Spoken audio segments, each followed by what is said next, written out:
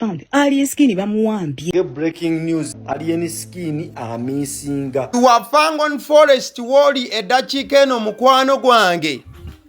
Weesibe onywere. Weesibe onywere. Funako weweekwata wenywereze ddala.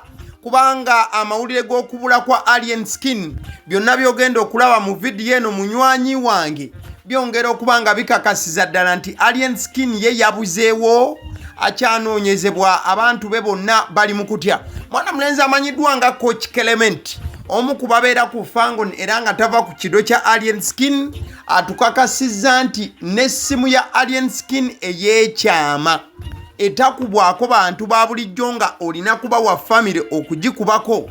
Amazima gali nti essimu teriiko. Enamba tevaako.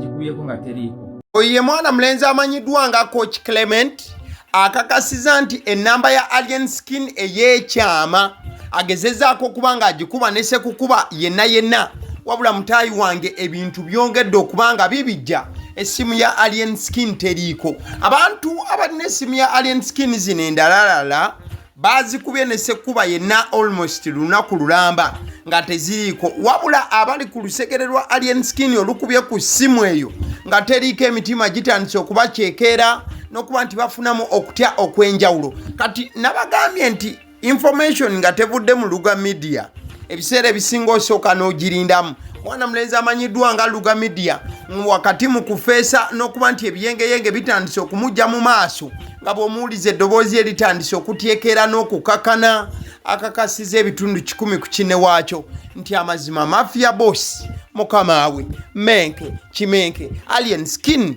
he is nowhere to be seen. Soko tubuulire mbeera ki eri ku Fangon? Abantu tetumulabako. Abantu tetumulabako, essimu ze zonna teziyitamu. Zonna teziriiko. Ababadde naye nabo bagamba tebamanyi gyali, buli omu tamanyi gyali. Eye baamuleseewo ate nga babadde naye.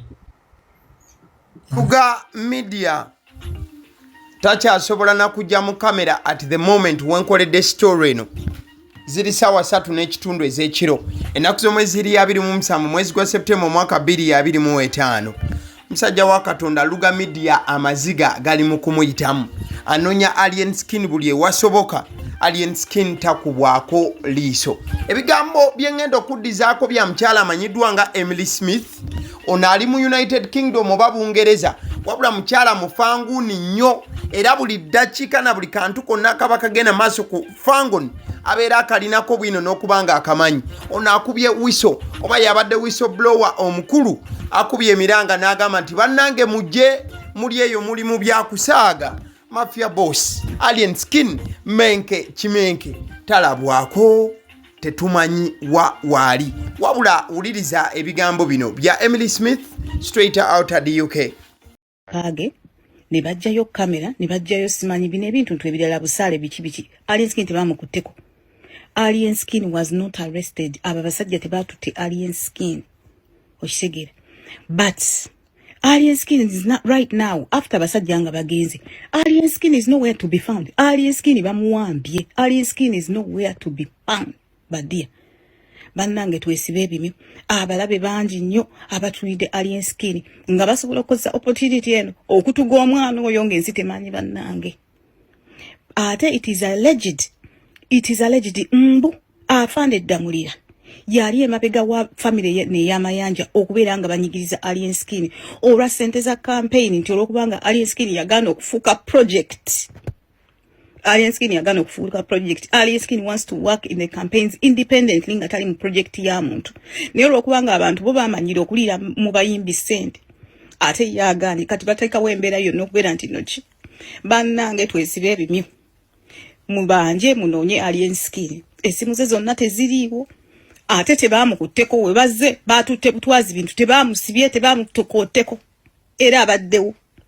But a few hours omusajja Talabika ate nga alien skin muntu abeera already nga abeerawo available all the time. Alien skin awambiddwa.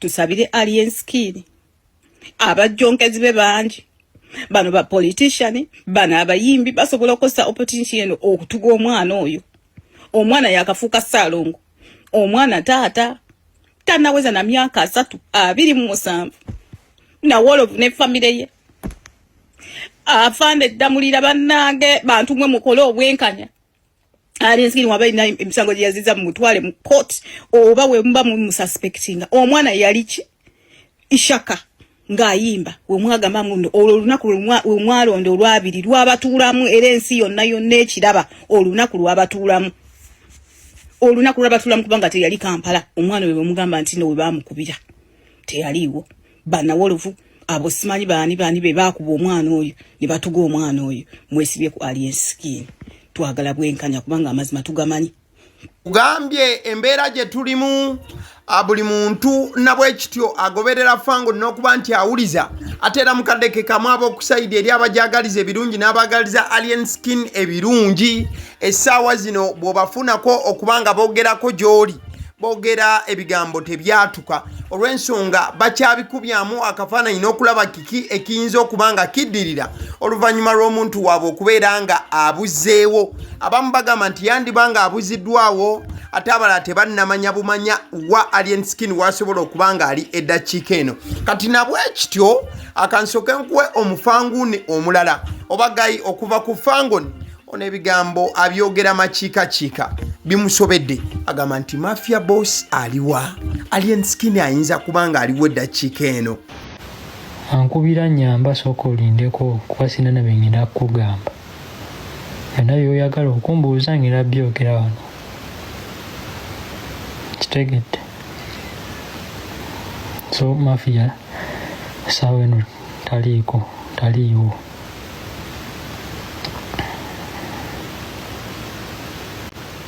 buli omu akola ekyasobola abasajja bano batuwa omusajja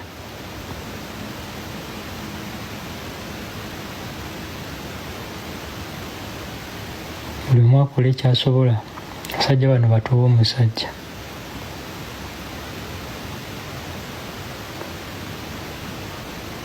kitegedde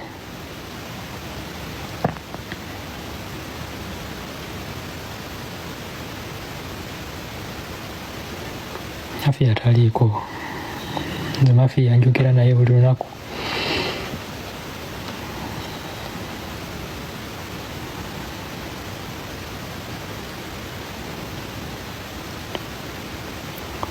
si yekka n'abaana abamu kati waliwo n'abasajja banga ina omuvubuka eyaleese essasi eyaleeta gwe baawa essasi naye bamunoonya eno mumuwayiriza ate mbu yasoono ate eno mumuleeta ebyamasasi kati bikwataganira wa kituufu ki kubanga muyinza okulaba nga ne kale niwalaba nga amwana bamukubite ngitibira ebimukwatira wange mukenyini mugamba oli yagasima babu ate era yeye babu naye mwandibadde munonya munonyina ku mwandibadde mutandika nakunyani babu ebibanga kituufu musajja nga mumubuuliza ennyo kiwani ki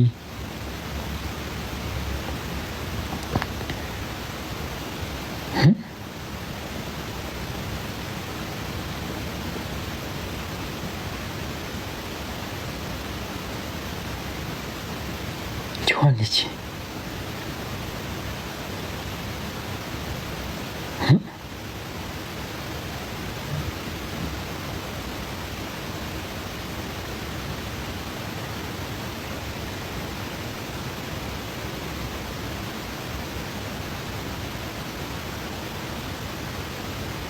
my family man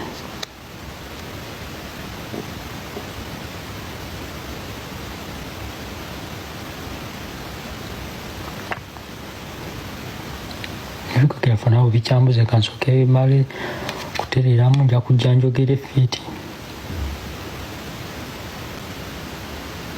tulabe we tutandikira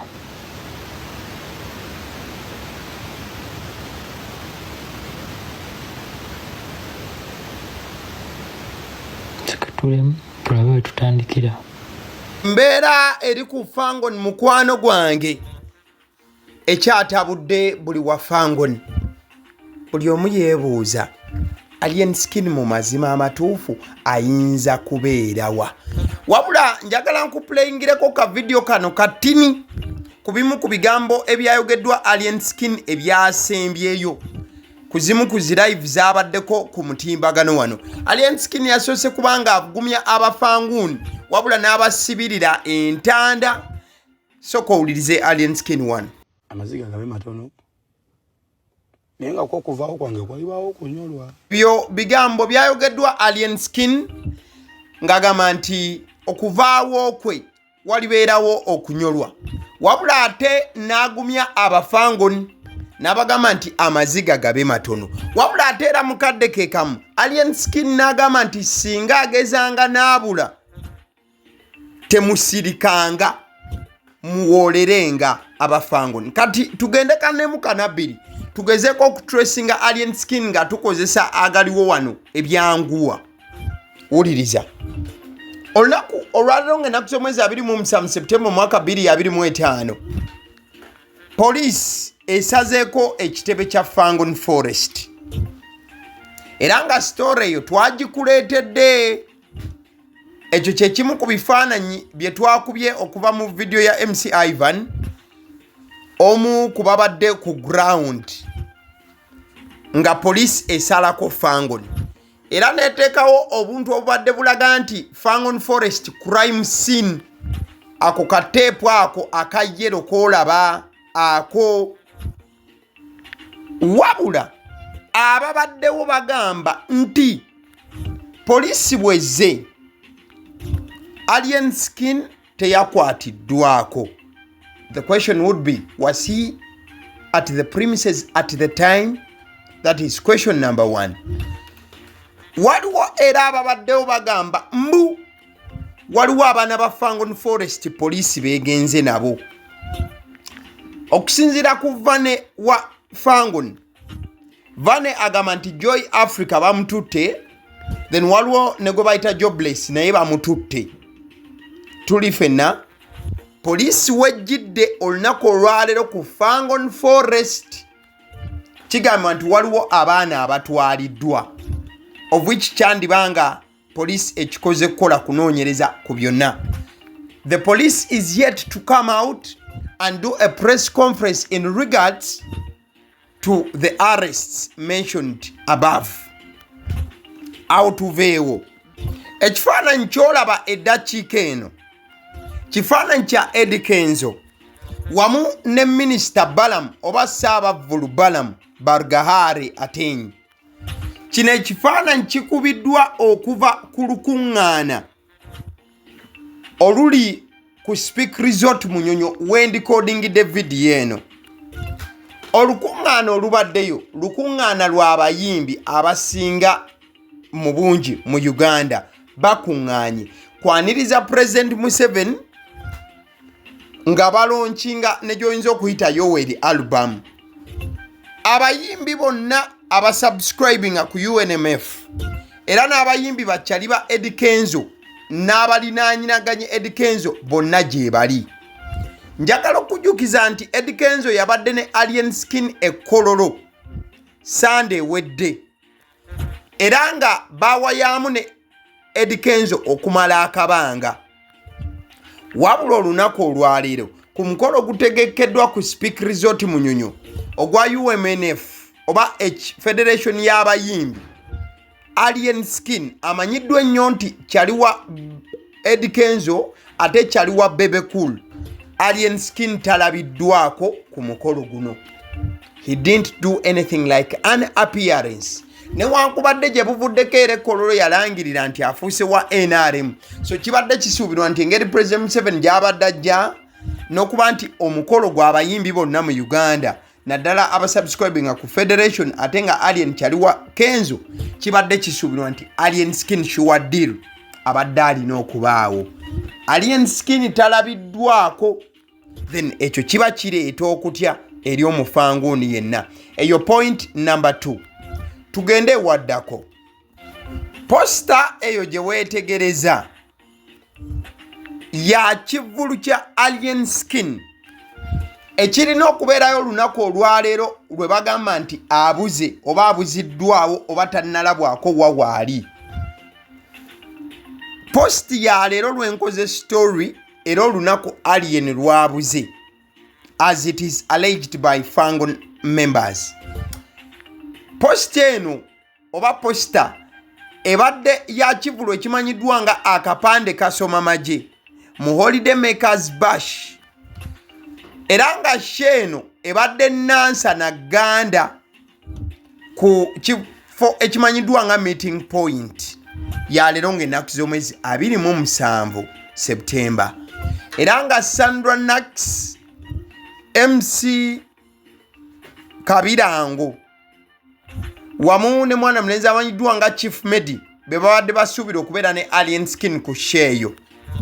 We are yet to confirm if Alien Skin is going to make an appearance at this show at the time of this recording.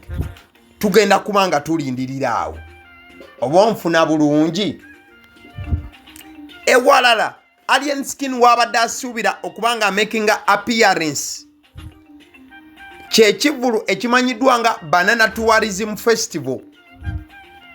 Ekyo kya nnaku 2 days festival leero nga 27 wendicoding story eno n'enkyange ennaku z'omwezi 28 September. Alien Skin abadde asuubira okulabikako ku Banana Resort Beach ku festival eno. We are yet to see Alien Skin. Yet recording the story eno sawa 3 ez'ekiro. Wabula Alien Skin yasembyeyo okubanga akola appearance ku kivulu n'okulabikako mu bantu. Yabadde kiryandongo akatambika olaba. In fact ekyabadde ekyenjawulo mu video eno wetegereze ngenda kakuddiramu. Alien Skin yataasizza akavubuka ke babadde bagenda okukuba ebikonde bubi nnyo.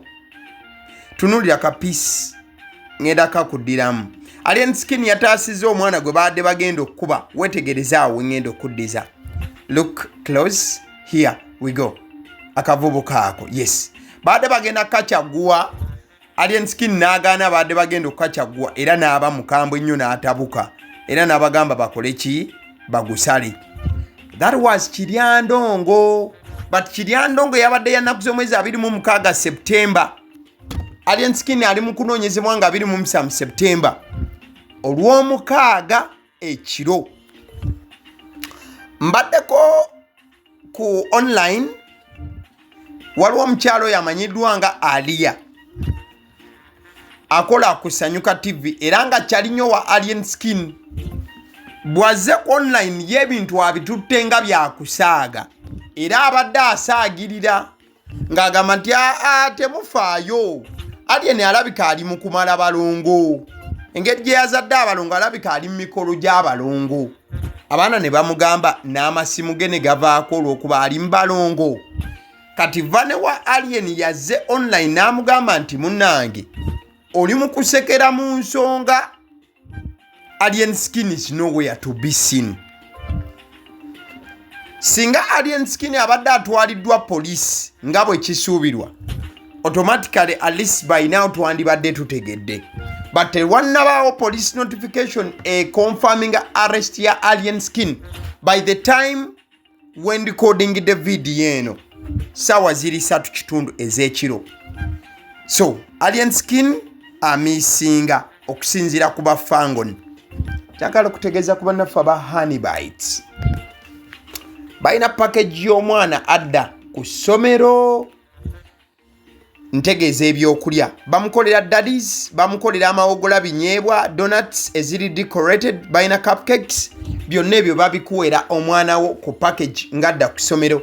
Mukadde kambayina ne pizza eziwooma okuzamba. Bakubire 0709787508 bebannaffe aba handbites mukadeke kamututegeeza ku Alson Painters UG bano bo basiizi ba langi bagamba nti olina ekizimbe kyo omaze okubanga okizimba sawa ya kukisiiga langi lwaki teweesiga bannaffe aba Alson Painters UG bakubire ku 0705 193636 0705 bebannaffe aba Alson Painters UG kale mwe maliza kugamba ku bannaffe aba Alson Painters UG yakala kutegeeza tetobose tuleba bugamuzira each and every time nebanga likuleza information sidala yenze aba sidi omusonsozi nakama nti amawule ngawe gaba gatuuse bwe tugakuletera tetugattamu kintu kyonna yadde okubanga tutoolamu information as it is.